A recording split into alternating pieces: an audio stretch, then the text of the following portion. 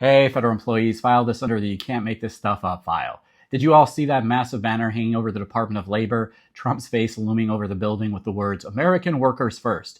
Looks like something out of a dictator's playbook. Big, bold, meant to grab your attention, but here's the problem. Behind that slogan, the actual policies this year have been anything but worker first. So let's start with the reality and with American workers. This year, the Department of Labor has scaled back enforcement of wage and safety laws, making it easier for employers to get away with wage theft and dangerous working conditions that could result in death. The administration has also proposed a 35% cut to the Labor Department's budget next year, which means even fewer inspectors, fewer investigations, and weaker enforcement for millions of workers.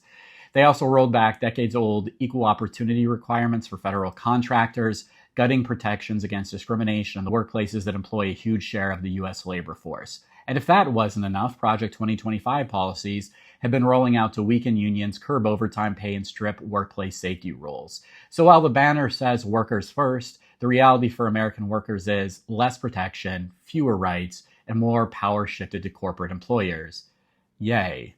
That's not workers first. Now let's talk about for federal employees. Y'all already know this, because what's happening inside the government is just as alarming, if not more so. This year, we've seen the revival of Schedule F under a new name, reclassifying tens of thousands of positions so that career civil servants can be fired at will. We've seen mass layoffs, $10,000 jobs estimated at HHS alone, and Supreme Court opening the door for as many as 200,000 cuts across government. Then there was the Deferred Resignation program, the 5 Things emails. Agencies were pressuring employees into signing agreements to leave their jobs months down the line, creating chaos, fear, and broken trust in the workplace.